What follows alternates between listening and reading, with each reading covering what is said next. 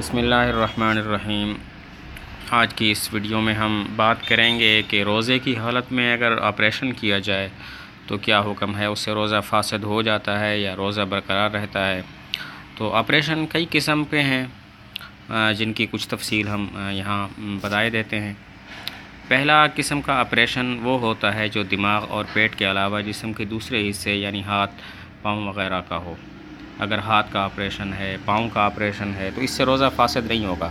ہاں، اگر آپریشن دماغ کا ہے یا آپریشن پیٹ کا ہے تو اس سے روزہ فاسد ہو جائے گا، اس لیے کہ دماغ یا پیٹ میں ایسی چیز کے جانے کا امکان ہے کہ جس سے روزہ جو ہے وہ فاسد ہو جاتا ہے۔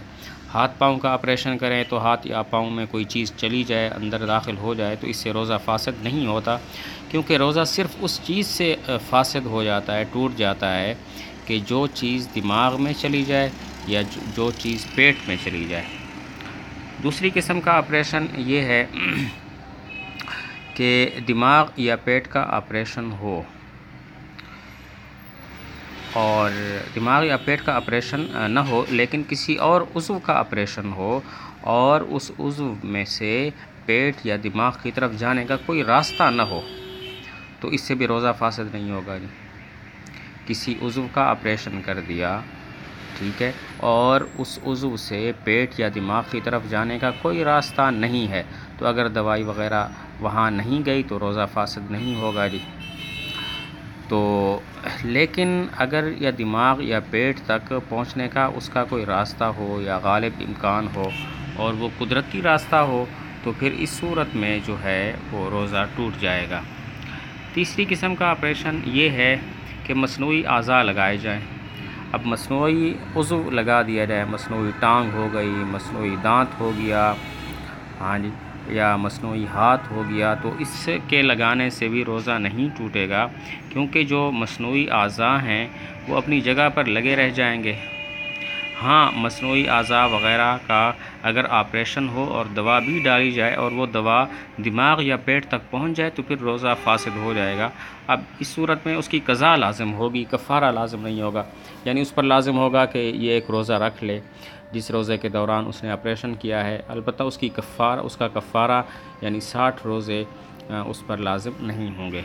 نمبر 4، پیٹ یا دماغ کا آپریشن ہوا، کچھ کاٹ دیا گیا یا کوئی چیز جو ہے وہ نئی داخل نہیں کی گئی ہے اور تو اس سے بھی روزہ فاسد نہیں ہوگا۔ پیٹ یا دماغ کا آپریشن ہے، وہاں سے کوئی چیز کاٹ کے نکال دی اور کوئی نئی چیز اس میں داخل نہیں کی تو روزہ فاسد نہیں ہوگا۔ نمبر 5، دماغ یا پیٹ کا آپریشن ہوا، کوئی دوائی لگائی گئی یا مصنوعی عضو لگایا گیا تو اب روزہ فاسد ہو جائے گا۔ دماغ کا آپریشن ہوا، پیٹ کا آپریشن ہوا، اس میں دوائی ڈالی گئی یا اس میں کوئی مصنوعی عضو لگا دیا گیا تو روزہ فاسد ہو جائے گا، کیونکہ دماغ یا پیٹ میں جو بھی چیز چلی جائے روزے کی حالت میں تو روزہ فاسد ہو جاتا ہے۔